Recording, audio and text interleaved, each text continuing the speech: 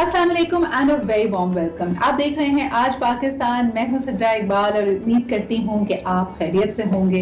Barbecues आपने enjoy कर लिए होंगे। वैसे भी मौसम आप देख सकते हैं कि बरसात वाला है। कल हमने यही बात की कि कई लोगों को अभी भी शिकायत है कि जो उनकी तवक्कुआत थी, यानी जितनी तेजी से सफाई का काम होना चाहिए था, बाकी चीजें होनी चाहिए थी, वो शायद नहीं हुआ। और ये हर साल की हमारी एक रीत बन चुकी है। हम हर साल इन्हीं मौजूआत पे बात करते हैं, एक दूसरे का दिल जलाते हैं, ये कहते हैं कि जी सिस्टम सही नहीं है, लेकिन हम सब अपने आप पे क्यों नहीं नजरसानी कर रहे, ये बड़ी अहम बात है। आज हमने सोचा कि वैसे तो थ्रू आउट ही हम आपको कहते रहे हैं कि ठीक है, ईद कुर्बान है और बारबेक्यूज भी होंगे और गोश्त की बहुत सारी मजेदार डिशेस भी बनेंगी, लेकिन अपनी सेहत का ख्याल भी रखना है। खास तौर पे वो लोग जिनकी प्री एग्जिस्टिंग एक हेल्थ कंडीशंस हैं। कीटो वालों के तो मजे हो गए क्योंकि पूरा मुल्क ही कीटो कर रहा है, लेकिन साथ साथ बड़ा अहम है कि अगर आपकी हेल्थ कंडीशंस हैं लाइक डायबिटीज, लाइक हाइपरटेंशन, तो आप अपना ख्याल जरूर रखें।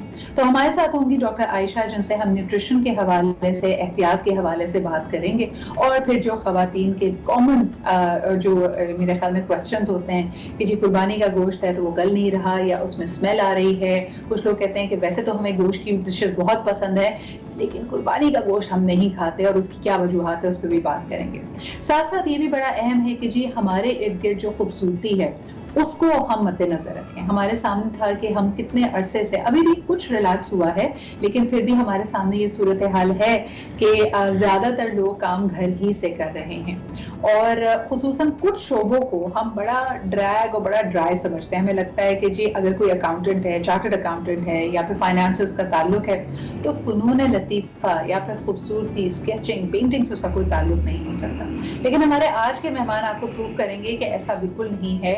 ये जो टैलेंट है वो उसमें कोई खास प्रोफेशन में होने से कोई कबाहत नहीं हो जाती, और किस तरह उन्होंने अपनी स्केचिंग और पेंटिंग का शौक पूरा किया, ये भी हम आपको दिखाएंगे। लेकिन आज सबसे पहले जो मुझे बात करनी है आप लोगों से वो ये कि देखिए जी, हमारा प्रोग्राम स्टैंड करता है मेंटल एंड इमोशनल वेलबीइंग के लिए। हम इस बात को सिर्फ और सिर्फ एक खास दिन तक मुहित नहीं रखते कि जी आज अगर एंटी डिप्रेशन डे है या फिर अपने इमोशंस की आगही का दिन है तो चलें इस पे बात कर लेते हैं। हमारे हर प्रोग्राम में ये थीम आपके सामने रहती है, और तभी हम कहते हैं कि आप में से किसी को भी अगर मदद की ज़रूरत हो, अगर आप सही रिसोर्सेज ढूंढ रहे हो, तो वो we try our best to link you up with the right people. एक दफ़ा फिर जिस तरह के जहनी दबाव से लोग इस पिछले कुछ अरसे में गुजरे हैं, उसके क्या असरात हमारी सोसाइटी पे मुनसर हो रहे हैं। लोगों ने ये भी कहा था कि जी जब आमदनी कम होगी, जब प्रॉब्लम्स आएंगी, तो हम देख सकेंगे कि क्राइम रेट में इजाफा हुआ है, लोगों की फ्रस्ट्रेशन में इजाफा हुआ है। हमने इसी हवाले से लोगों से बात भी की और लोगों से पूछा कि क्या वो ऐसा लगता है कि अब वो कोविड के साथ अडेप्ट कर गए, यानी जब तक अगर वैक्सीन नहीं आएगी, अगर ऐसे ही रहना है, तो क्या जहनी दबाव में और इस उलझन में कुछ कमी आई है, या अभी भी वो इसी तरह का एक प्रेशर अपने ऊपर फील कर रहे हैं, और आने वाले दिनों में शायद महंगाई की वजह से और चीजों की वजह से ये प्रेशर बढ़ता चला जाएगा। तो आइए आपको दिखाते हैं कि लोगों ने क्या कहा।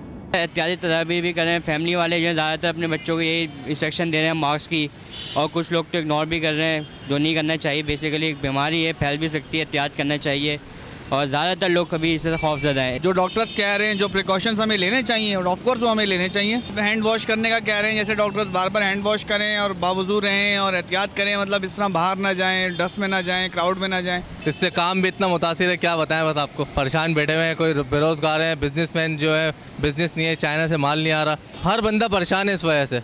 ये बहुत बड़ा इशू है कोरोना का वजह से। कोरोना ख़तरनाक है, जो कि फ्लू है, बहुत तेज़ी से फैल रहा होता है।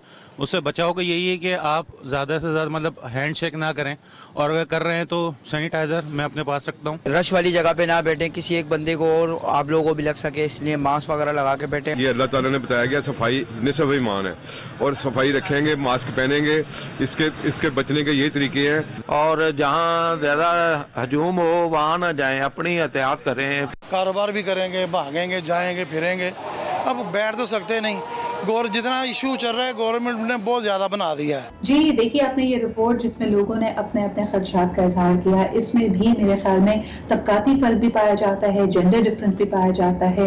बुजुर्गों और बच्चों में भी अगर उलझन, एंजाइटी, स्ट्रेस है भी तो उसकी नौइयत अलग अलग है।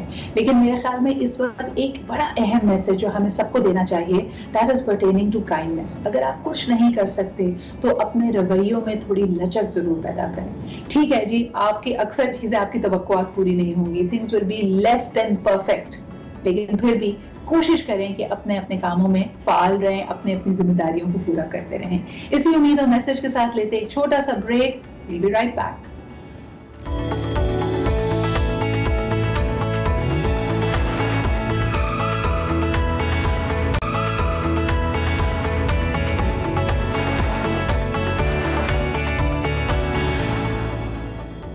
Welcome back after the break. आप देख रहे हैं आज पाकिस्तान, और यकीनन मेरे ख्याल में अभी तक दावतों का, बारबेक्यूज का सिलसिला जारी है। लोगों ने खूब एंजॉय किया है और मेरे ख्याल में घर में रहकर इससे ज्यादा बेहतर एक्टिविटी कोई नहीं हो सकती थी। बच्चों के लिए, बड़ों के लिए भी रिलीफ रही है। लेकिन साथ ही साथ हम देख सकते हैं कि गैस्ट्रो प्रॉब्लम्स बहुत ज्यादा बढ़ती चली जा रही हैं, जो हर साल ही कोई ना कोई रीत होती है। आप उन लोगों की बात तो छोड़ें जिनको कोई ना कोई हेल्थ कंडीशन है, बट इवन पीपल जो बिल्कुल बज़ाहिर नॉर्मल हैं, कोई उनकी प्रॉब्लम्स नहीं है, उनको भी इस तरह की शिकायत हो रही है। तो हमारे साथ मौजूद हैं doctor Ayesha Abbas, she is also a nutritionist. उनसे जानते हैं कि क्या किया जा सकता है and what are the common mistakes that people are making. अस्सलाम वालेकुम डॉक्टर आयशा। वालेकुम अस्सलाम। Thank you so much for joining me this morning. सबसे पहले जरा बात करते हैं खवातीन की, और उनके जो मसाइल होते हैं। वो कहते हैं कि जी गोश्त गलता नहीं है, गोश्त में से स्मेल आती है, गोश्त की रंगत अगर हम जब उसको पकाते हैं तो वो बड़ी मुख्तलिफ, यानी काफी डार्क हो जाता है। तो ये जो कॉमन मसाइल है, आई नो कि it's not directly your thing, लेकिन क्या इसमें कोई न्यूट्रिशन से रिलेटेड बात भी है जो हमें मद्देनजर रखनी चाहिए? इसमें जो न्यूट्रिशन से रिलेटेड बात है जो हमें मद्देनजर रखनी चाहिए वो ये है कि इसकी प्रॉपर हैंडलिंग जो है वो बहुत ज़्यादा इम्पोर्टेंट है। दूसरी बात ये है कि इसकी कोल्ड चेन जो है वो हम मैनेज नहीं कर पाते और उसको हम सही तरीके से वो नहीं चलते। ठीक है, हमने जब मीट हमारे पास आया है और जब हमने उसको लेके, तो एक तो उसकी प्रॉपर वॉशिंग, उसकी प्रॉपर हैंडलिंग और फिर उसके बाद उसकी प्रॉपर स्टोरेज। तो एक तो हमने अपने फ्रीजर के ऊपर भी बहुत इम्पोर्टेंट बात ये होती है कि हम उसको निगलेक्ट कर देते हैं। हमारा सारा फोकस जो होता है वो गोश्त होता है और गोश्त की कुकिंग पे होता है, लेकिन वो जो हमारा कबर्ड है basically which is our freezer and our refrigerator, उसकी सफाई सुथराई, उसकी मेंटेनेंस ये बहुत ज्यादा जरूरी है। उसकी वॉशिंग, क्योंकि उसके अंदर जगह जगह ब्लॉकेज हो जाती है। अगर उसका ही कूलिंग सिस्टम सही नहीं है तो how can you freeze it properly. ठीक है, और उसके बाद जो ये गोश्त है उसकी प्रॉपर हैंडलिंग। ठीक है, हम लोग ये करते हैं कि जो हमारा जो भी कटिंग सिस्टम है या जो भी हमारे यूटेंसिल्स हैं, हमने सब्जियों को भी उसी चीजों के साथ मैनेज करना शुरू किया हुआ है, हम गोश्त को और फलों को भी। तो ये तमाम तर चीजें हमारी सेपरेट होनी चाहिए। ये चीज हमारी बहुत ज्यादा इंपॉर्टेंट है। और ये वो जो हमारा बैक्टीरिया होता है, जो हमारे वायरसेस होते हैं, ये बहुत ताक में बैठे हुए होते हैं कि which is the point which we are gonna make the mistake, और वहां पे वो अटैक करें। और जहां हमसे मिस्टेक हो जाता है वहां पे वो अटैक करते हैं। और उसके बाद ये हो जाता है कि फिर ये वाले क्लाइंट्स हमारे पास आते हैं कि doctor Ayesha, now I am having this problem of gastroenteritis, या I am suffering with diarrhoea, या I am suffering with abdominal pain. तो क्या ऐसी प्रॉब्लम थी आपके डाइट प्लान के अंदर जिससे मुझे ये प्रॉब्लम हुआ? तो वो डाइट प्लान। अच्छा, मुझे ये बताइए डॉक्टर आयशा कि जब हम आमतौर पे कहते हैं कि गैस्ट्रो इंटेस्टाइन प्रॉब्लम्स इनको लोगों को होने लगी हैं, इसमें क्या वजह होती है? यानी गोश्त प्रॉपर गला नहीं होता, उसमें बैक्टीरिया पैदा हो जाता है, या हम जरूरत से ज्यादा गोश्त का इस्तेमाल करते हैं, ज्यादा खा लेते हैं? ये आप कॉमन मसाइल क्या देखती हैं लोगों को? देखिए, कॉमन मसाइल ये होते हैं कि कुक करने के बाद हमने 2 घंटे के अंदर अंदर उसको इस्तेमाल कर लेना होता है। ठीक है, ये चीज होती है। दूसरी बात ये होती है कि अगर हम उसको फ्रिज के अंदर रखते हैं तो उसका जो नॉर्मल टेम्परेचर, रूम टेम्परेचर पे आ जाता है, उसको हमने रेफ्रिजरेट करना होता है। कई दफा ये होता है कि हम एक गर्म चीज को अंदर रख देते हैं, एक बात। दूसरी बात ये होती है कि थॉइंग बहुत इंपॉर्टेंट होती है, यानी कि हमने एक चीज को फ्रीजर से निकाला, उसके बाद अगर हम उसको माइक्रोवेव कर लेते हैं और फिर कुक करते हैं, ये बहुत इंपॉर्टेंट है। तो ये टेम्परेचर्स का सारा गेम है, यानी कि कोल्ड चेन की मेंटेनेंस बहुत इंपॉर्टेंट है। कई दफा ये है कि हमारे फ्रीजर की जो टेम्परेचर था वो ही इतना अच्छा नहीं था कि जो हमने मीट उसके अंदर रखा हुआ था वो ही सही तरीके से उसके अंदर उसको वो टेम्परेचर जो था वो मेंटेन ही नहीं हो सका, जिसके बाद वो मीट जो था वो फ्रीजर के अंदर ही खराब हो गया। बैक्टीरिया एक बहुत नजर आने वाली चीज नहीं है कि आप उसको विजुअली देख सकें, वो कई दफा आपके अंदर जाके ही इतने प्रॉब्लम्स क्रिएट कर देता है। दूसरा, हमारा कुकिंग का टेम्परेचर, कई दफा हम उसको इतना प्रॉपरली मीट को कुक ही नहीं करते कि वो बैक्टीरिया जो है वो मल्टीप्लाई होना शुरू हो जाते हैं और तब भी ये पेशेंट हमारे पास एब्डोमिनल पेन और डायरिया और इन वाली प्रॉब्लम्स के साथ आते हैं। तो कुक करने के फौरन बाद को खत्म करना है। दूसरा ये कि हमारे यहाँ लोगों के साथ ये भी बहुत ज्यादा कॉन्सेप्ट है। फॉर एग्जांपल, अगर वो कुर्बानी का गोश्त लेके आ जाते हैं तो they want to freeze it for a number of months. इस तरह से नहीं होता। मैक्सिमम आपने उसको 1 से 1.5 महीने के अंदर उस गोश्त को यूटिलाइज कर लेना है। आपने बहुत ज्यादा लंबे टाइम के लिए गोश्त को फ्रीज नहीं करना होता। तो ये वाली मिस्टेक्स हैं कि हम चांस देते हैं बैक्टीरिया या वायरसेस को कि वो बहुत ज्यादा आपके गोश्त के ऊपर रहें और वहां पे वो मल्टीप्लिकेशन स्टार्ट कर दें। डॉक्टर आयशा, आपके लिए कुछ सवालात हमारे पास ट्विटर पे आए हैं जो मैं जरूर चाहूंगी कि आप उनका जवाब दें।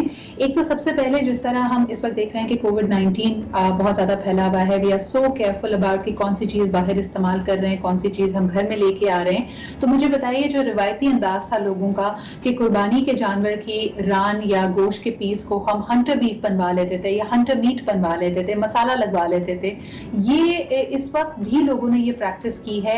आप क्या कहेंगी, ये इनकरेज करना चाहिए, डिस्करेज करना चाहिए? इसमें किन चीजों का हमें ख्याल रखना चाहिए? क्योंकि मीट तो आप दे रहे हैं, वहां वो किस तरह हैंडल की जा रही है, वहां पे हाइजीन की क्या सिचुएशन है, इसके बारे में थोड़ा लोगों को गाइड कीजिए। देखिए, सबसे बेहतरीन चीज़ ये है कि आपके पास जब वो मीट आता है, मसाला जात की कोई ऐसी कमी नहीं है। सारे मसाले आपको इजीली अवेलेबल हैं ग्रोसरी स्टोर्स के ऊपर। अच्छे से अच्छे मसाले हैं। आप प्रॉपर ग्लव्स पहनिए, SOPs जितने भी हैं आपने उनको फॉलो करते हुए खुद वो मसाले लगाइए और अपना जो भी आपको प्रिपरेशन करनी है आप स्टे एट होम और जितने भी स्पाइसेस हैं सब कुछ लगा के आप प्रिपरेशन सारी घर में कीजिए रादर दैन। देखें, जितनी भी इस वक्त जो भी कंडीशंस हैं, हमने इतने ज्यादा SOPs फॉलो किए, तब आज हम इस पोजीशन में आ चुके हैं कि day by day the number of cases they are decreasing, अल्हम्दुलिल्लाह। लेकिन you know, we all know कि what happened the last Eid, ठीक है? तो हम we don't want to take any risk के कभी भी ऐसा हो कि दोबारा से मल्टीप्लिकेशन स्टार्ट हो जाए। तो गोश्त का जो भी सिचुएशन है या हैंडलिंग है, हमने SOPs को अभी भी फॉलो करना है। हमने कोल्ड चेन जो है उसकी मेंटेनेंस को अभी भी करना है। हमने हाथों में ग्लव्स और चेहरे पे मास्क का इस्तेमाल अभी भी उसी तरीके से करना है। जो भी मसाला जात है, why take a risk and go out and give our meat to somebody else to handle that meat. हमने खुद ही उसको घर पे रहते हुए। अच्छा, दूसरा सवाल आपके लिए जो डॉक्टर आयशा आया है वो कुर्बानी के जानवर के ऑर्गन्स के हवाले से। आमतौर पे अगर लोग कलेजी, गुर्दा, मगज वगैरह ना भी इस्तेमाल करते हो, लेकिन कुर्बानी का जानवर क्योंकि घर में है तो सिरी पाए से लेके उसकी कलेजी और गुर्दे तक सब चीजों का इस्तेमाल किया जाता है। ये किन लोगों को नहीं करना चाहिए? यानी कुछ खास हेल्थ कंडीशंस जिनको इज्तनाब करना चाहिए ऑर्गन्स खाने से, उस पे कुछ गाइडेंस दीजिएगा। देखिए, भी वो लोग हैं जिनके कोलेस्ट्रॉल लेवल्स ज्यादा हैं, ठीक है? The people who are suffering with high cholesterol levels, the people who are obese, मतलब the people who are overweight and they have high cholesterol levels, जिनके वजन ज्यादा हैं, जिनके कोलेस्ट्रॉल लेवल्स ज्यादा हैं, and the people who are having diabetes, ठीक है? The people who are having heart problems, उनको इज्तनाब करना चाहिए। इवन दोज पीपल जिनको एसिडिटी प्रॉब्लम्स, जिनको हार्ट प्रॉब्लम्स हैं, उनको भी इज्तनाब करना चाहिए, ठीक है? थोड़ा सा पोर्शन कंट्रोल करके अगर ये चीजें इस्तेमाल कर ली जाएं तो उसमें कोई ऐसा हर्ज नहीं है, बिकॉज इसमें प्रोटीन बहुत अच्छा आपको मिलता है, एनर्जेटिक फूड्स होते हैं। तो जब एक चीज प्रिपेयर हो रही होती है तो उसमें से अगर आपने पोर्शन कंट्रोल करते हुए थोड़ा सा पार्ट ले लिया और घर के मसाले के साथ आपने साफ सुथरी एक चीज प्रिपेयर कर ली, इट डजंट मैटर, आप उसको उसमें कोई हर्ज नहीं है। मैंने बताई है मेडिकल कंडीशंस, इसमें साइंस का ध्यान रखें।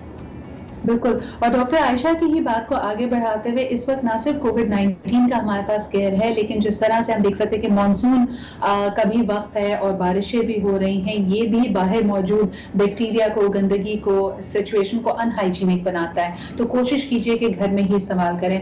आखिरी सवाल आपसे करना चाहूंगी डॉक्टर आयशा, क्योंकि अमूमन आपने बात की कोल्ड स्टोरेज की कि जब कुर्बानी कर ली जाए उसके बाद मीट को कैसे स्टोर करना है, टेम्परेचर्स का ख्याल रखना है। एक सवाल जो बड़ा कॉमनली किया जाता है कि कुर्बानी हो जाने के कितनी देर के बाद उस कुर्बानी के जानवर के गोश्त को इस्तेमाल किया जा सकता है या पकाया जा सकता है। इसको फौरन ताज़ा पकाएं या उसका ब्लड ड्रेन होने दें, उसको कितनी देर तक पहले रखें और उसके बाद उसको पकाने की तरफ लेके जाएं, इस पे थोड़ी सी वजाहत कीजिएगा।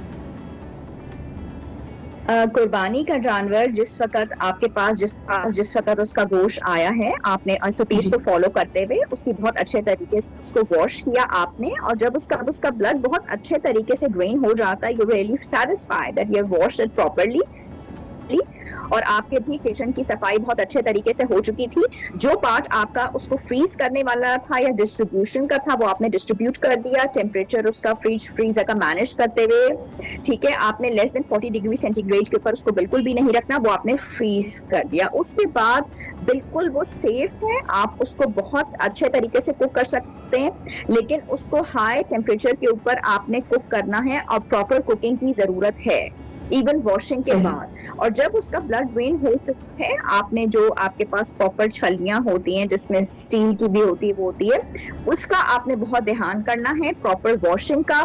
और जैसे मैंने बताया कि आपके पास जो जितने भी आपके यूटेंसिल्स हों उसमें सारी चीजें सेपरेट होनी चाहिए, यानी कि वेजिटेबल वाली चीजें आपकी सेपरेट हो, यानी मीट हैंडलिंग की जितना भी आपका यूटेंसिल है, चाहे वो सीव हो, छलनी हो, थाल हो या इवन आपके छुरी चाकू हो, उनको आप अलग रखें तो बेहतर है। यहाँ तक कि अगर आप किसी चॉपिंग बोर्ड का इस्तेमाल करती हैं गोश्त के टुकड़े काटने के लिए, उनके छोटे छोटे पीसेस बनाने के लिए, उसको भी आपको अपने वेजिटेबल वाले चॉपिंग बोर्ड से अलग रखना चाहिए। Very powerful and useful trips. बहुत बहुत शुक्रिया डॉक्टर आयशा हमारे साथ मौजूद होने के लिए। लेते हैं जी एक छोटा सा ब्रेक, जल्दी से हमारे साथ रहिए और देखते रहिए आज पाकिस्तान।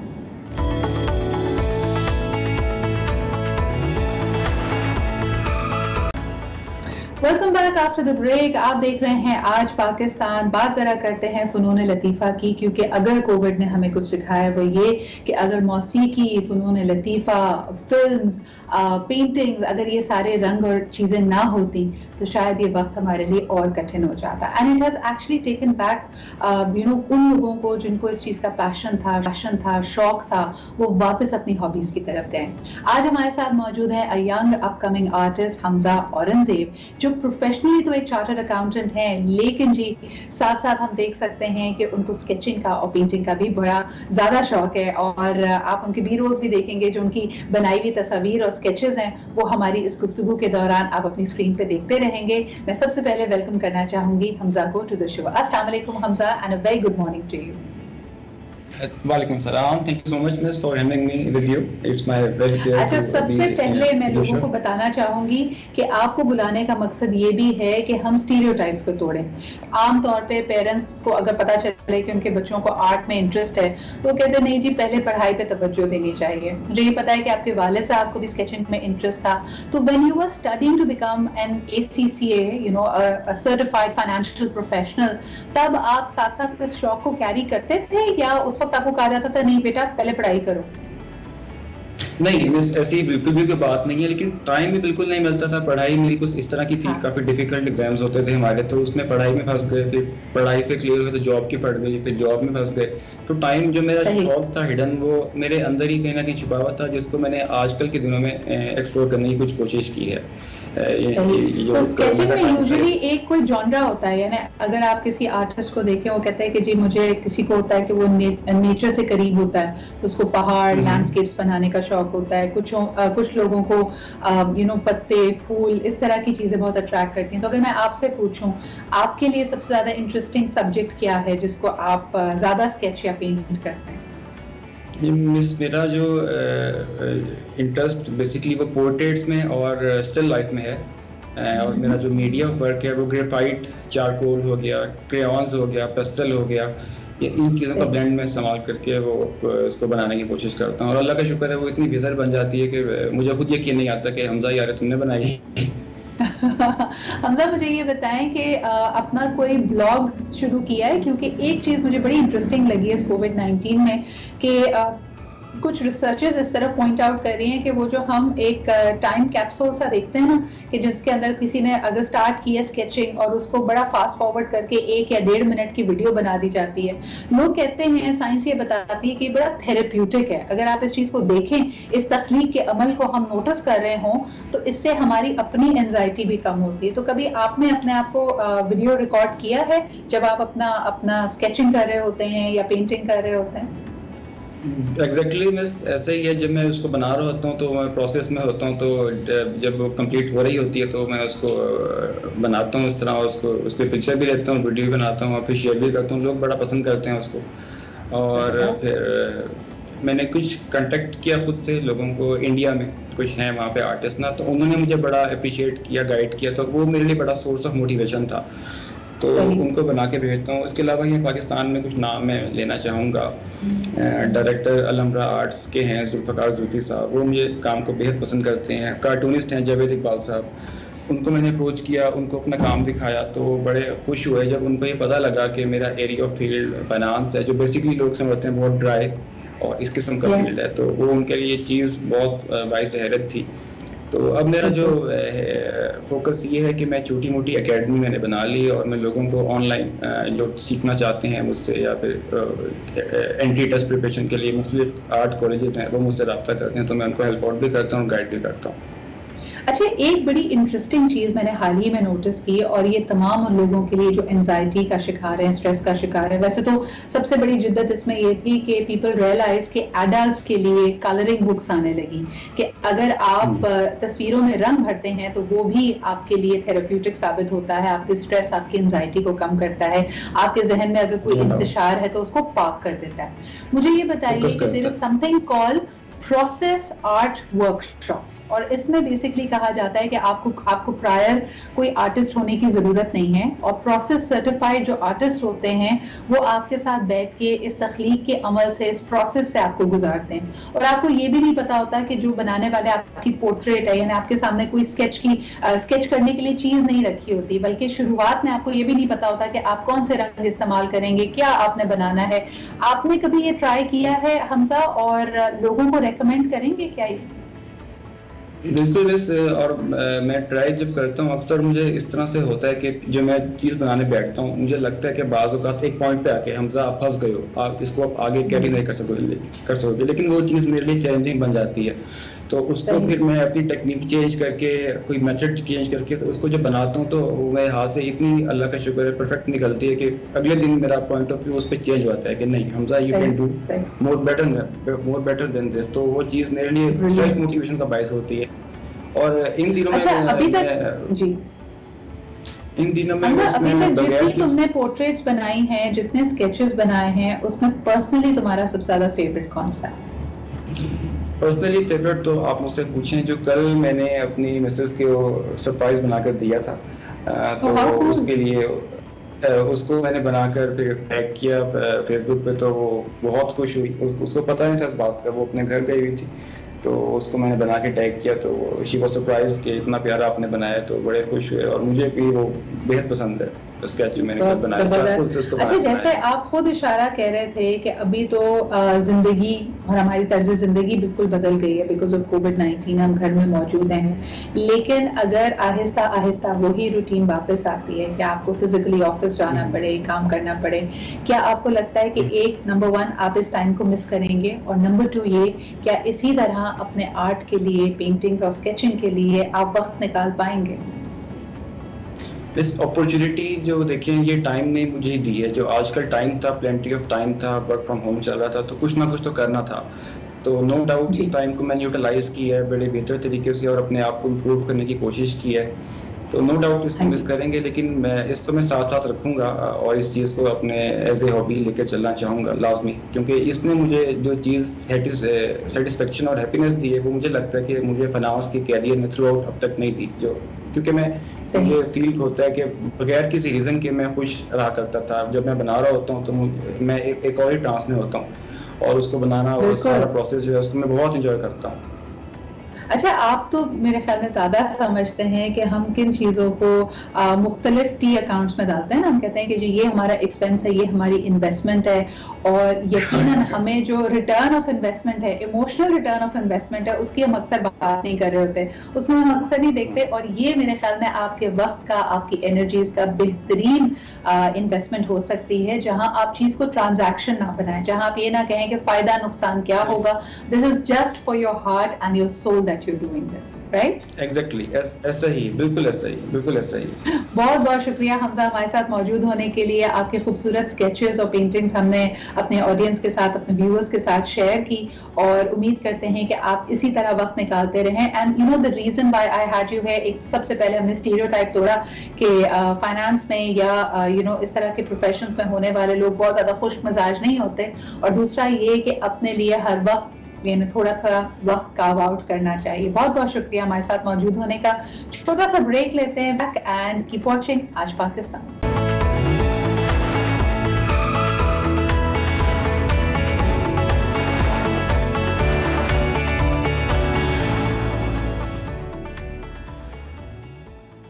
Welcome back. आप देख रहे हैं आज पाकिस्तान, और यकीनन आप मुझे बड़ी खुशी होती है और बड़ा इस बात पे एजाज सा लगता है कि आप दुनिया के, पाकिस्तान के किसी भी हिस्से में चले जाएं, आपको एक बहुत ही जाने माने मेजबान के रूप में जाना जाता है। मुझे कहते हैं कि आप होस्ट हैं, जबरदस्त होस्ट हैं। Thank you very much for the love, respect and encouragement that you send my way.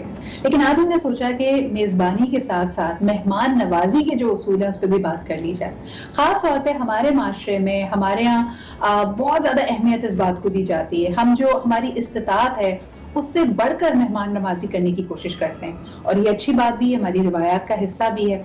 लेकिन कभी कभार ये खुलूस से ज्यादा दिखावे में तब्दील हो जाता है, and that's when the problem lies. यानी आप किसी के लिए इतनी खातिर मदारत उसकी इसलिए नहीं कर रहे कि आप उससे बहुत मोहब्बत करते हैं या अपने खुलूस का इजहार करना चाहते हैं, बल्कि आप ये इसलिए कर रहे हैं क्योंकि ये दिखावा है। आपको लगता है कि आपको जज किया जाएगा और एक आप खास इंप्रेशन बनाने की लोगों पे कोशिश कर रहे होते हैं।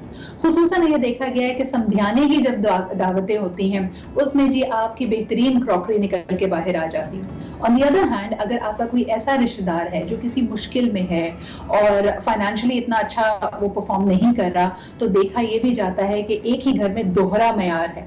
यानी कुछ खास मेहमानों के लिए कुछ खास तरीके की मेहमान नवाजी होती है, जबकि जिनसे ज्यादा काम नहीं है, बस रिवायती अंदाज में इनको बस भुगताना है एक तरह से, सॉरी फॉर दैट वर्ड, लेकिन हम इसी तरह उसको लेके चल रहे होते हैं। उनके लिए हम बहुत ही एक मुख्तलिफ अंदाज लेके आते हैं जो कि रखा रूखा सूखा सा होता है। आज जरा इस पे बात करते हैं। हमारे साथ मौजूद हैं मेरी दोनों बहुत अच्छी दोस्त हैं। उफेरा हमारे साथ हैं, who is a home expert. Thank you so much उफेरा कि आपने वक्त निकाला। मुबारक, क्योंकि ईद पे आप लोगों से बातचीत नहीं हुई थी। मुझे ये बताइए कि ईद पे इस दफा, क्योंकि बड़ी मुख्तलिफ ईद है, कोविड-19 की वजह से उस तरह का मिलना जुलना नहीं है, तो आपको मेहमान नवाजी का वो जो ज़ौक और शौक था, आपने उसको मिस किया दोनों ने? सिद्रा, अगर मैं बोलूँ तो बहुत ज़्यादा मिस किया, क्योंकि कुर्बानी को लेके काफ़ी ज़्यादा परेशानियाँ थी कि जानवर लेकर आएँ या नहीं लेकर आएँ। हमेशा कुर्बानी का जानवर घर पर आता था, बच्चे उसकी टेक केयर करते थे, और वो उनसियत के बाद उसको जब ज़िबा किया जाता था तो वो एक कुर्बानी का उनको एहसास होता था। तो दिस ईयर जो है हमने इज्तिमाई कुर्बानी में हिस्सा लिया, जो कि मेरे ख्याल से बेटर भी था। तो ये एक सबसे बड़ी जो रहमत थी, ये मिस की। और उसके बाद ये कि वो ईद का मज़ा तो वही होता है ना कि मिलना जुलना, आना जाना लोगों का, तो वो थोड़ा कम हुआ है। लाइक सिर्फ सिलेक्टेड हुआ है, फैमिली की हद तक ही रह गया है, रिलेटिव्स के साथ नहीं हो रहा है। तो मेरे ख्याल से ईद में बहुत कह सकते हैं कि थोड़ी बहुत बेरौनकी है। हाँ, और बल्कि मेहमान नवाजी के मेरे ख्याल में ज़ाब्ते भी बदल गए हैं। अब आपकी कोशिश है कि आप वो खुलूस और मोहब्बत दूसरों तक एक्सटेंड करें, लेकिन ज़रा दूर दूर से। सलमा, आप क्या कहेंगी? मिस कर रही हैं दावतों को? बिल्कुल जी, मिस कर रहे हैं। सबसे पहले तो आप सबको बिलेटेड ईद मुबारक। और सिद्रा, जानवर की जहाँ तक बात हुई कि इस दफा ईद पे वो वाला मजा नहीं रहा कि हम लेकर आते और पास खड़े होते। और सबसे पहले तो कसाई ढूंढना बड़ा मुश्किल है, वो भी जो कि जिसके अंदर कोविड का कोई भी सिम्टम ना हो।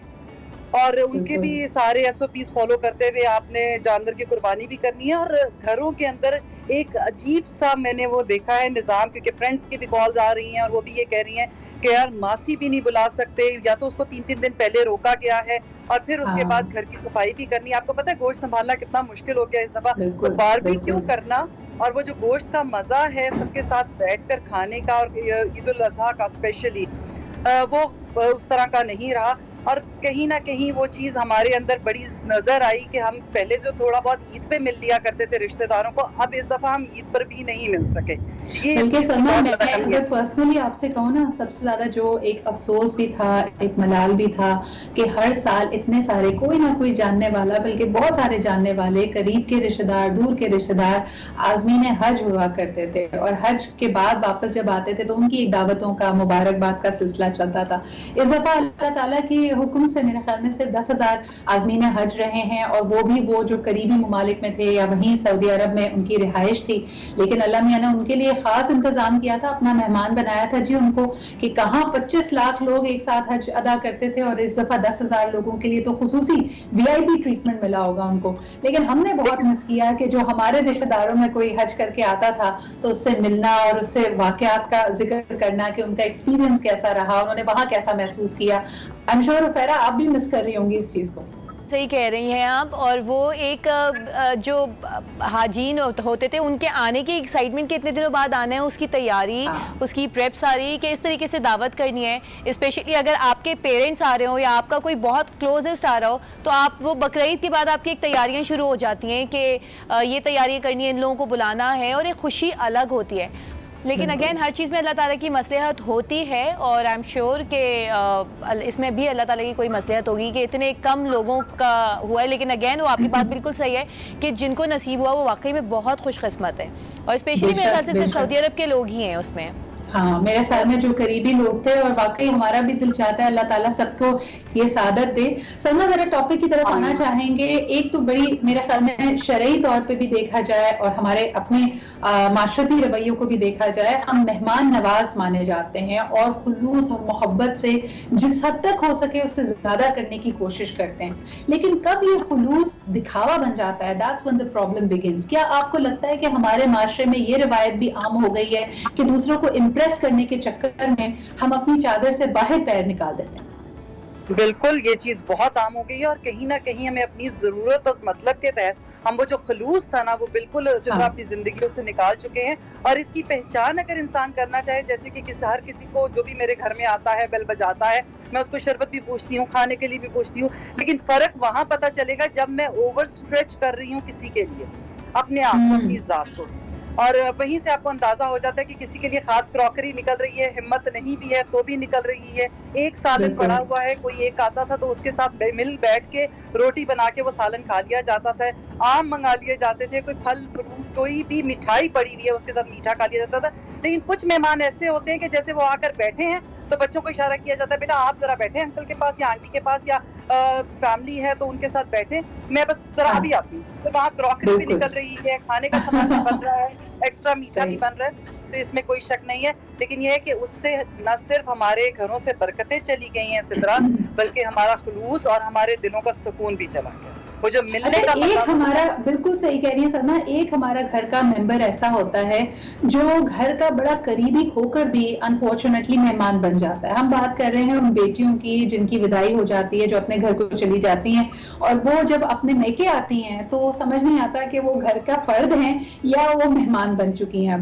और अक्सर लड़कियां ये कहते हुए पाई जाती हैं कि भाई ये जितनी मेहमान नवाजी है, जितना नखरा है, ये हमारे वालिदैन के दम से। जब तक वालिदा हयात है, जब तक वालिद हयात है, वो मैका उनकी जात का महवर रहता है, और जब वो आती है तो उनको बड़ा स्पेशल ट्रीटमेंट मिलता है। और फैरा क्या कहेंगी कि जो बहन भाई घर पे होते हैं और जिसकी शादी हो जाती है, उनकी आपस में हमेशा यही बात चलती रहती है कि आप उसको बड़ा VIP ट्रीटमेंट दे रहे हैं। तो सिद्रा आप सही कह रही हैं कि शादी करने के बाद जब घर पर आते हैं तो ये exact next day to wedding होता है, कि मतलब अगर वलीमा भी नहीं हुआ होता ना, मैं अपनी फीलिंग्स बता रही हूँ कि जो बिल्कुल नेक्स्ट डे था ना, और जब मैंने अपने घर में वापस कदम रखा था जो कि मैका बन चुका था, तो एक अजीब सी फीलिंग्स थी। घर अपना था लेकिन ऐसा लग रहा था मैं किसी के घर में आई हूँ। हाँ, तो ये वाली चीज़ होती है। और दूसरी जो बात आपने की है कि लड़कियाँ कहती हैं कि मैका माँ बाप के दम से होता है, तो ये भी एक बहुत बड़ी हकीकत है।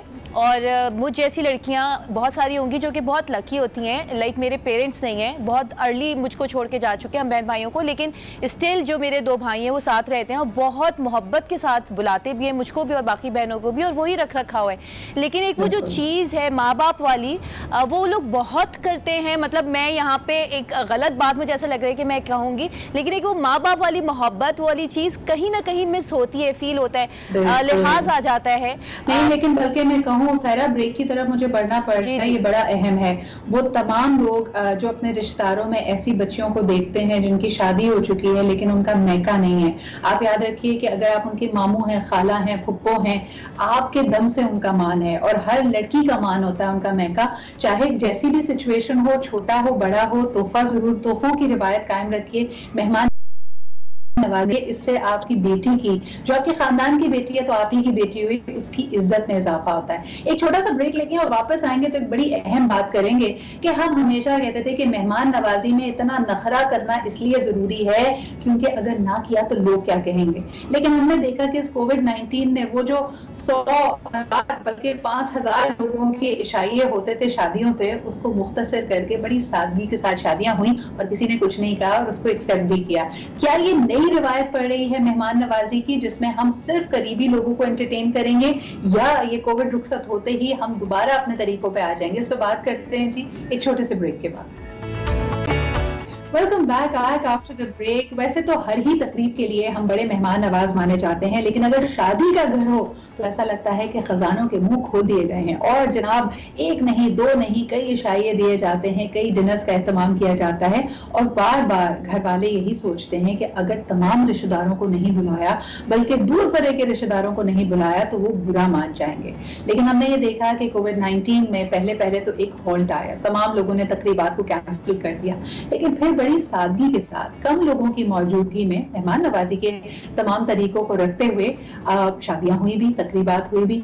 सबसे पहला तो मैं पर्सनल सवाल करना चाहूंगी, सलमा जी, आप माशाल्लाह इस फर्ज से सुबुकदोश हुई, आपकी बेटी की शादी हुई कोविड से पहले, क्या आपको लगता है जिंदगी आसान होती अगर सादगी के साथ जिस तरह आजकल शादियां हो रही हैं वैसे हो जाती? आपने तो देखा है जो मेरा हाल था, इसमें कोई शक नहीं। हालांकि माशाल्लाह मेरे संध्याना जो है वो बहुत अच्छे हैं। ऐसा नहीं कि वो चीज, मुझे लोगों की बड़ी फिक्र थी उस वक्त, जो नॉट के जो समधी आए हुए थे उनकी, बारात में जो लोग आए हुए थे, बारात बच्ची को लेने आए थे उनकी, बल्कि जो अपने रिश्तेदार थे उनकी ज्यादा फिक्र थी। तो मुझे लगता है कोविड ने ये चीज जरूर लोगों के लिए आसान की है। बहुत सादगी से निकाह हुए हैं, मेरी अपनी फैमिली के अंदर निकाह हुए हैं कि हमें बुलाया नहीं गया, सिर्फ फोन करके दिखा दिया गया है, बल्कि मिठाई की भी सिर्फ शक्ल स्काइप पे दिखाई गई है, कसम से खिलाई नहीं गई अभी तक। तो हमने से बहुत सारे लोग शादी वाला कोरमा भी तो मिस कर रहे हैं, ये तो ना कहना मेहमानों के साथ तो ज्यादती हो गई है। उन्होंने सिर्फ कैमरे में तस्वीरें दिखा दी है, तो मैंने कहा थोड़ा सा भिजवा ही देते। कहते नहीं, लेकिन ये एक बात जरूर कहूंगी, किसी एक ने शादी का वलीमा किया है और बहुत बेहतरीन अंदाज में किया है। उन्होंने ये किया था कि एक डिश पकवाई थी, खाना बनवाया था और साथ में मीठा एक बनवाया था और उसके बॉक्सेस बनवाए थे। दुल्हा दुल्हन तैयार हुए, घर वालों ने आपस में ही जो इमीडिएट फैमिली है उन्होंने सलामी दी, जो भी किया उन्होंने पिक्चर्स खींची, और खाना सब रिश्तेदारों के घरों में उन्होंने बांट दिया, सबको अपनी खुशी में शामिल भी किया, लेकिन बड़ी सादगी के साथ, बड़े तरीके के साथ। और जो खर्चा करने के बारे में इंसान सोचता है इस तरह अपनी बच्ची के लिए या अपने बेटे के लिए, वो पैसे उन्होंने अपने बच्चों को दे दिए। जो लोग अफोर्ड करते थे वो खर्चा, उन्होंने वो पैसे अपने बच्चों को दे दिए कि आप लोग अपनी जिंदगी के अंदर इन पैसों से कोई चीज ले लीजिए। इससे ये तो जाहिर हुआ ना सलमा जी कि ये हमने अपने ऊपर खुद ही मुश्किल तारी की हुई थी। उफेरा जो हम बार बार कहते थे कि लोग क्या कहेंगे, फलाने को नहीं बुलाया, सिर्फ 100 लोगों में, सिर्फ 25 लोगों में हम कोई छुपकर खुदा ना खासा निकाह तो नहीं कर, तमाम कदगन हट गई और रातों रात हमने एक बहुत बड़ा चेंज देखा जो हमारे माशरे में तो यकीनन नामुमकिन लगता था। बिल्कुल अग्रीड। और मैं अपनी अगर सिचुएशन बताऊं तो मैंने अप्रैल के फर्स्ट वीक में अपनी बेटी की फुल फ्लैश बर्थडे प्लान की हुई थी। फर्स्ट नहीं कर पाई थी, सेकंड, और उसमें मैंने जो कि गलत भी है काफ़ी हद तक, लेकिन एक शौक था तो हल्की फुल्की सी म्यूजिकल नाइट और कुछ गेस्ट को फाइनल डन कर दिया था। लेकिन एकदम से जो लॉकडाउन हुआ, सिचुएशन मार्च के लाइक 25-27 से हुआ, तो वो सब चीज़ें कैंसिल हुई। फिर मैंने 1 महीना वेट किया, 2 महीना वेट किया, फिर अभी लास्ट वीक मैंने बहुत सादगी से सिर्फ बहन भाइयों के साथ किया। लेकिन उसके बाद व्हाट आई फेल्ट के मेरे अकाउंट में उसी तरीके से पैसे बाकी हैं जिनको मैं बहुत अच्छे तरीके से यूज़ कर सकती हूँ, और मैं इंटरनली ना बहुत खुश सा फील कर रही हूँ, सेटिस्फाइड सा फील कर रही हूँ। ये वो चीज़ है सिद्रा जो मैंने एक्सपीरियंस नहीं, मेरे ख्याल में मुझे लगता है उफेरा के हमें ना बेसिक्स पे ले आया है। कोविड-19 ने वाकई जो शोर शराबा था, जो गैर जरूरी चीजें थी, उसको हमारी जिंदगी से काटा और हमें बताया कि चंद लोगों की मौजूदगी में भी, कम डिशेस में भी और कम लवाजमात के अलावा भी हम खुश हो सकते हैं। क्या ये शायद अल्लाह ताला की तरफ से जो चीज थी ना, हम कह रहे कि अल्लाह की तरफ से सजा है या जो भी है, ये बेसिकली अल्लाह की तरफ से एक हम लोगों के लिए हिदायत है कि इस चीज को या जिंदगी को ऐसे गुजारना है। और मैं वही बता रही हूँ कि जब मैंने एक्सपीरियंस किया तो मुझे बहुत सेटिस्फाइड और बहुत अच्छा सा फील हो रहा है कि मैं अब उन पैसों को कहीं और, जैसे कुर्बानी आ रही है तो मैं एक के बजाय 2 हिस्से कुर्बानी के कर लूं, तो ये अब वही अमाउंट मेरा बहुत पॉजिटिव इंटेंशन के साथ यूज हो सकता है जिसमें मुझे रोज़े हशर भी सवाब मिलेगा। तो मेरे ख्याल से ये हिदायत है। और जहाँ तक रही बात लोगों के सोचने की, तो हमारे यहाँ सिद्रा मसला है, हमारे मुआशरे में बहुत बड़ा मसला है कि हम सब इंक्लूडिंग मी भी अगर मैं बात करूँ तो हम जजमेंटल बहुत हैं। अगर हमें कोई दावत पे बुलाता है और किसी ने सिर्फ 1 डिश हमें दावत दे दी तो हमारे दिमाग में पता नहीं क्या कुछ ख्यालात आ रहे होंगे जो कि हमारे चेहरे के एक्सप्रेशंस पे भी चेंज हो जाएंगे और सामने वाले को मुतासिर भी करेंगे। तो ये वाली चीज़ अगर हम अपने अंदर से ख़त्म कर लें, एक अहद कर लें कि नहीं हमने जजमेंटल नहीं होना, हमने बेसिकली हमने अपनी कोर वैल्यूज़ को इंपॉर्टेंस देनी है कि अखलाक अच्छा होना चाहिए, मिल बैठ के खाना अच्छी बात है, तो इन चीज़ों को अगर हम इंपॉर्टेंस दे दें तो वो सारी चीज़ें ख़त्म हो जाएंगी कि किसी को इंपॉर्टेंस दे। एक और चीज़ बड़ी अहम है जहाँ हमारी बहुत तर्ज ज़िंदगी में फ़र्क आया है सलमा जी, ट्रैवल जब रिज्यूम हो जाएगा तब क्या करेंगे? यानी पहले तो एक वक्त था ना कि अगर हम एक शहर से दूसरे शहर, अभी भी कई लोगों ने पाकिस्तान के नॉर्दर्न एरियाज का रुख किया होगा कि चलो सैरो तफरी कर आते हैं, छुट्टियां हैं, वक्त मिला हुआ है हमें। लेकिन पहले हम इन्हिसार करते थे कि यार फलाने शहर में मेरा रिश्तेदार रहता है, मैं उसके घर चली जाऊंगी। लेकिन अब कोविड ने आपसे ये सहूलत ले ली है, तो मेहमान नवाजी किस तरह बदलेगी आने वाले दिनों में? क्योंकि आने वाले को आप मना भी नहीं कर सकते अगर कोई क्लोज रिश्तेदार है, और अगर कोई पाकिस्तान से मिसाल के तौर पे लंदन जा रहा है, लेकिन फिर आपको ये भी ख्याल रखना है कि यार इसको या तो 1 हफ्ते की 10 दिन की आइसोलेशन करनी चाहिए। तो आपके ख्याल में ये हम कैसे टैकल करेंगे और क्या हम अपने अंदर, हमें तो इतनी मुरव्वत है, हम कह भी पाएंगे अगले को कि नहीं भाई दिस इज अनसेफ, आप नहीं आ सकते, या आप आइसोलेट करें या आप इन चीजों का ख्याल रखें? क्या कहती हैं आप? देखिए सुधरा, जहाँ तक SOPs को फॉलो करना है, जहाँ तक अपनी एहतियात को देखना है, वहाँ तो हमें कहना पड़ेगा क्योंकि जिनके घरों में बुजुर्ग हैं, जिनके घरों में बच्चे हैं, वो लोग तो इससे एहतियात करें। और मोस्टली जो बाहर के लोग हैं, जो बाहर रहते हैं, जैसे लंदन, UK, US वगैरह के अंदर, वो लोग इतने स्ट्रेट फॉरवर्ड हैं, वो कह देते हैं। और जाने वालों को अब यहाँ से पहले जैसे हमने कहीं ट्रैवल करना है तो हमारे ज़हन में होता था अच्छा ठीक है हम बाय किसी होटल में जाके जगह लें और पैसे ज़ाया करें, क्यों ना अपनों के बीच में रहे, क्योंकि पाकिस्तान से आने वालों की उनको भी बड़ी खुशी होती है जो वहाँ पर बाहर रहते हैं। लेकिन अब यहाँ से ट्रैवल करते हुए लोगों को ये एहतियात करनी पड़ रही है, बल्कि बहुत से बच्चे यहाँ से जा रहे हैं, बहुत सी फैमिलीज हैं जिनको जाना पड़ा है, जिनकी कोई चीज़ पेंडिंग है बाहर। तो US के अंदर इस टाइम लास्ट स्टेज कैंसर पे है, उनकी बेटी कल ट्रैवल कर रही है, तो वो ये सबके सब इन सबको ये इशू था। वो यहाँ पे 14 डेज से पहले बंद थी, अपने घर के अंदर वो नहीं बाहर जा रही थी, उसने बहुत एहतियात की। अब जब यहाँ से ट्रैवल करके जाएगी तो पहले वो जाके एक स्टे करेगी किसी लॉज के अंदर, जिसमें वो अपने आप को पहले मतलब अपना क्वारंटीन करेंगी, मदर से मिलेंगी। लेकिन एक बात मैं जरूर कहूंगी, जैसे अभी हम बात कर रहे थे, कोई भी डिफिकल्टी आती है, कोई आजमाइश आती है, कोई परेशानी आती है, तो सिर्फ उसमें अपॉर्चुनिटीज निकलती हैं। और सबसे बड़ी अपॉर्चुनिटी हमें ये मिली है, फैमिलीज को ये मिली है, अपनों को ये मिली है कि हम अपनों के और अपने प्यारों को जान सकें, अपने असल रिश्तों को हम समझ सकें। यहाँ से ये जो बात है ना, जैसा हमेशा कहते हैं कि मेहमान का और मेजबान का एक खास किरदार होता है, उसकी अपनी भी कुछ फराइज होते हैं। तो जहाँ हम कहते थे ना कि भाई किसी के घर जा रहे हैं तो खाली हाथ ना जाएं, कोई तोहफा लेके जाएं।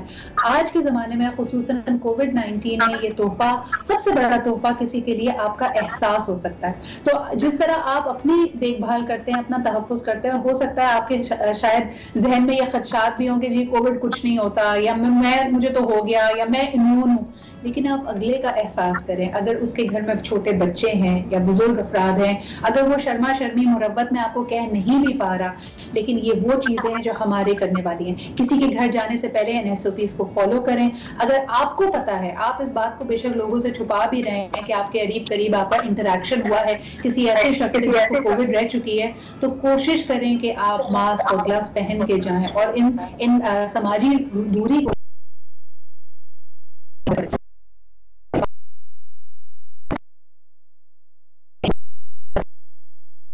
होनी चाहिए। इस पे दिल आजारी किसी की नहीं होनी चाहिए, लेकिन ये रूल सबके लिए हैं और इनको प्यार से, इखलाक से दूसरों तक आपको कह देना चाहिए। एक break and will be right back.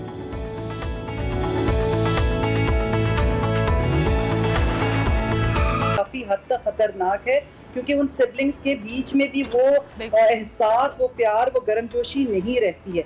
तो कोविड के माहौल के अंदर उनके लिए जरूर खतरनाक है जिनको आदत पड़ चुकी है पहले ही, जिनकी आदत थी अकेले रहने की, अपने आप को आइसोलेट रखते थे, अब वो मजीद आइसोलेशन में रह के वो अपने ही ख्याली दुनिया के अंदर रहेंगे। तो एक अच्छा, वैसे इसमें मुझे ना एडजस्टमेंट की आपने बड़ी अच्छी बात की सलमा। मुझे ये बताएं कि ये हमारे यहाँ, तुम्हारे यहाँ भी तो बड़ा होता है ना नई शादियों में। अब लड़की ब्याह कर जाती है, अगर उसके घर में इतना नहीं था लोगों का मिलना जुलना, मेल मिलाप, दावतें करना, और अचानक से वो किसी ऐसे ससुराल चली जाती है जहाँ पे जॉइंट फैमिली सिस्टम भी है या जो भी लोग हैं उनके एक बड़ा खानदान है और मिलना जुलना बहुत रहता है, तो एडजस्टमेंट में कितना प्रॉब्लम होता है लड़कियों को? सिद्रा, ये दोनों सूरतों में एडजस्टमेंट में प्रॉब्लम होता है। एक जो बहुत भरे पूरे खानदान से गई हो, जिस फैमिली में गई हो, उनमें बहुत ज्यादा मिलना जुलना ना हो, सब अपने अपने कमरों में रहते हो, या एक वो जो यहाँ पर अपने कमरों में रहती थी, अब वो सारे भरे पूरे घर के अंदर रहती। ये दोनों चीजें मैंने नोटिस की अभी इन कोविड के दिनों के अंदर, क्योंकि वो फैमिली में ही रही है, वो घर के अंदर ही रही है, तो जो घर का माहौल है उन्हें अडॉप्ट करना पड़ा है। प्रॉब्लम जरूर हुई है, लेकिन ये है कि अब मरता क्या ना करता वाला सीन है। तो अगर उसे आप खुशी खुशी कर ले तो ज्यादा बेहतर है, और अपने अंदर फ्लेक्सिबिलिटी रखें तो ज्यादा अच्छा है। क्यों कि फैमिलीज के बगैर कुछ और हो नहीं सकता। हाँ, जिनके घरों में बहुत मिलना जुलना नहीं है, इमीडिएट फैमिली, बहन भाई, माँ बाप आपस में इकट्ठे एक टेबल पे अगर नहीं बैठते हैं, तो कोशिश करके इन बच्चियों को चाहिए जो भरे घर से गई हैं उन सबको एक टेबल पे लेकर आए, लेकिन प्यार से, हर किसी को बता। अच्छा उफैरा, अगर इसकी जैसे कहते हैं ना तस्वीर के दो रुख होते हैं, दूसरे रुख की तरफ देखें तो खवातीन को अक्सर ये शिकायत रहती है कि भाई अपने घर वाले जब आते हैं तो मेरे हस्बैंड का मूड बहुत अच्छा होता है, बहुत खिलखिला के सबको एंटरटेन कर रहे होते हैं, बड़े खुशमिजाजी का मुजाहरा कर रहे होते हैं, अपने दोस्त आते हैं तब भी यही होता है। लेकिन जहां मेरे मैके की कोई दावत हुई या मेरे मैके से मेहमानों ने आना है, तो ये सुबह से मुंह बना के बैठे हुए होते हैं, या इनका पारा चढ़ा हुआ होता है, या उस दिन गुस्सा बहुत आ रहा होता है, ताकि पूरे घर का माहौल अजीब सा रहे। इस पे आप क्या कहेंगे? सिद्रा, ऐसा मैंने कुछ फैमिलीज में देखा है, अपनी क्लोज फैमिलीज में देखा है, और औरत बहुत इफेक्ट होती है सिचुएशन से, स्पेशली अगर मर्द में ये आदत है, और मेरे ख्याल से नहीं होनी चाहिए, क्योंकि औरत हर सेल्फ एक बहुत सेंसिटिव सी क्रिएशन है, और वो औरत जो कि बहुत अच्छी है, बहुत मेहनत कर रही है, वो आपके घर वालों को सर्व कर रही है, आपके जो भी तमाम फेवरेट गेस्ट है, फ्रेंड्स हो गए या उसके ससुराल वाले हो गए, उनको जब वो मोहब्बत के साथ सर्व कर रही है, तो उसका पूरा हक है कि वो अपने मैके वालों को बुलाए और उनको मोहब्बत से सर्व करे, और आप भी उसी तरीके से पार्टिसिपेट करें। और ये जो लड़की वाली बात कर रही थी आप, इन दोनों में मैं अगर बात करूँ ना सिद्रा, तो तरबियत का बहुत ज़्यादा इंपॉर्टेंट रोल है कि जब हम माँ बाप अपने बच्चों की तरबियत कर रहे होते हैं ना, तो ये चीज़ बहुत इंपॉर्टेंट है कि हम उनको जब से उन्हें समझ आइए ये एहसास दिलाएं कि ये जो टाइम गुजर रहा है ये तुम लोगों का लर्निंग टाइम है, और वो टाइम जब तुम लोग मैरिड हो जाओगे तो तुम लोगों पे रिस्पॉन्सिबिलिटीज़ होंगी, वो लड़का हो या लड़की हो, मतलब लड़के की तरबियत में ये शामिल होना चाहिए कि उसने अपनी बीवी का और उसके घर वालों को का ख्याल रखना और इसी तरीके से लेना है जैसे कि वो अपने घर वालों को लेता है। तो ये उसी के रिश्ते को और उसी की ज़िंदगी को बहुत खूबसूरत बना देंगे, और इसी तरीके से लेकिन इसमें एक एंगल फैरा में लेके आना चाहूँगी, बड़ी आपने इम्पोर्टेंट बात की है। ज़रूरी नहीं है कि लोगों से प्रॉब्लम हो, यानी फॉर एग्जाम्पल एक शख्स है उसको सोशल गैदरिंग नहीं पसंद, यहाँ पे ये फ़र्क भी तो आ जाता है घरानों की कि कुछ लोगों के यहाँ दावत का मतलब ये है कि खातून खाना पूरा दिन खुद मेहनत करे, तरह तरह की डिशेस बनाए, मीठा भी बनाए, लेकिन कुछ घरों में दावत का मतलब या मेहमान नवाजी का मतलब ये होता है कि बाहर से चीजें आ जाएंगी। और ये फर्क भी बड़ा इंपॉर्टेंट फर्क है सलमा, बिकॉज मुझे हो सकता है मेहमानों से मसला ना हो, लेकिन मेरे घर में मेहमान नवाजी का मतलब है कि बाहर से खाना आ जाएगा। अगर मेरे पास कोई फाइनेंशियल रिस्ट्रेंट है, मेरे पास पैसे नहीं है, तब फिर वो दावत मुझे बहुत बुरी लगेगी, क्योंकि इसका मतलब होगा कि मैं सुबह से लेकर शाम तक किचन में खड़ी रहूं। इसमें भी जरा बात कीजिए। इसमें तो कोई शक नहीं है, ये बात तो ना सिर्फ शौहर को भी बुरी लगेगी और बाद में औरत को जहाँ तक अपनी तकलीफ का एहसास होगा ना कि मैं सारा दिन खड़ी रहूंगी, अब बाहर से खाना नहीं आ सकता। लेकिन क्यों नहीं, अगर घर में जितने लोग हैं, जैसे बच्चे हैं, आप उनको साथ अपने इन्वॉल्व करते हैं, हस्बैंड है जिन्होंने अपनी जेब को देखना है, तो क्यों नहीं वो अपनी वाइफ की हेल्प करेंगे। और मेरा ख्याल है कि दावत का मतलब ये हरगिज नहीं है कि आप 6-7 चीजें बाजार से मंगवा लें, आप घर से कोई 1 से 2 चीज अच्छी बना लें और वो मिल बांट के इकट्ठे बैठकर खाएं, जिसमें आपको टाइम भी मिले और आप एक दूसरे के साथ गपशप भी अच्छी लगा सकें। तो दावत में शायद कोई इशू। जहाँ तक बात सिद्रा ये हो रही थी कि अगर अपने फैमिली वाले आ जाते, अपने दोस्त आ जाते हैं, तो इसमें लड़की का बहुत बड़ा हाथ है। अगर वो शुरू में अपने ससुराल वालों को या अपने हस्बैंड को इम्पोर्टेंस देते हैं, उनको वो इम्पोर्टेंस देगी और प्यार से बैठेगी और बात करेगी, शुरू में डिमांड नहीं करनी होती, तो आहिस्ता आहिस्ता चीजें बदलनी शुरू हो जाती है, इसमें कोई शक नहीं। सही। अच्छा, सलीके की भी थोड़ी बात कर लेते हो। Fera, you are the home expert over here. हमारे यहाँ इतना ज्यादा एम्फेसिस होता है दावत में खाने के ऊपर कि जी खाने में क्या बनाया है, खाना कैसा है, खाने में मीठा रखा है नहीं रखा, चिकन की एक डिश है, एक सब्जी की डिश होनी चाहिए। वो ये नहीं देखता कि घर को भी तो देख रहे हैं, घर की सफाई सुथराई उसको सलीके से करना। बेशक आप उसमें फ्रेश फ्लावर्स रखें, कई जगह देखें कि लोग बहुत खुलूस से मिल रहे होते हैं, खुद बड़े अच्छे तैयार होते हैं, खाना बड़ा अच्छा होता है, लेकिन घर में या उस बैठने वाली जगह पे डस्टिंग भी नहीं हुई होती, तब फिर कैसा इंप्रेशन लेके जाता है मेहमान। सिद्रा, ये इतना बुरा इम्पैक्ट आता है, बहुत बुरा इम्पैक्ट आता है। देखिए, खाना एक पेट से रिलेटेड है, वो जब आप डाइनिंग टेबल पे जाके बैठे तो वो वाला टाइम हो गया। लेकिन उससे पहले मैंने कितने लोगों के घरों में देखा है, बहुत अच्छी फैमिलीज़ हैं, बहुत पढ़े लिखे लोग हैं। वैसे मैंने ज़्यादा वहाँ देखे जहाँ कुछ ज़्यादा ही पढ़े लिखे लोग होते हैं, वो इन चीज़ों के लिए शायद उनके पास टाइम नहीं होता या इंटरेस्ट लेवल उनका नहीं होता। पर्दों के रिंग्स गिरे हुए होते हैं, आधे पर्दे लुढ़के हुए हैं, फर्नीचर की सेटिंग आउट है, फर्नीचर का जो कवर है वो बहुत गंदा हो रहा है सोफे का, but they don't care. Carpet के मैट्स इतने गंदे हो रहे हैं, अगर आप गलती से वॉशरूम चले जाएँ किसी बच्चे को लेके तो फिर बिल्कुल ही सिचुएशन आउट हो जाती है। तो मेरे ख्याल से सलीका बहुत इंपॉर्टेंट है। सही, आप बहुत डेकोर ना करें, दिखावा ना करें, कुछ भी ना करें, लेकिन एक सिंपल, आप अगर प्लेन फर्श पे एक सोफा रखा हुआ है तो साफ सुथरा फर्श हो और साफ सुथरा सोफा रखा हो तो वही बहुत अच्छा माहौल क्रिएट कर देता है। और ये वेलकमिंग, आपको पता चलता है कि आप कितने मेहमान नवाज हैं, यानी आपके घर में से अच्छी सी खुशबू आ रही हो, चाहे कोई भी फ्रेशनर आप इस्तेमाल करें। बहुत अच्छा पॉइंट आपने रेज किया फेरा कि बाथरूम में अगर मेहमान ने यूज करना ही है, आपके पाउडर रूम को आप साफ सुथरा रखें, उसमें एक साफ सुथरा तौलिया रखा हुआ होना चाहिए, उसमें आपका साबुन एटलीस्ट अवेलेबल होना चाहिए, और उसके हालात ऐसे हों कि मेहमान अगर जाए तो वो परेशान होकर बाहर ना निकले। इस पे कुछ और आप भी ऐड करना चाहेंगे सलमा, सलीके के हवाले से?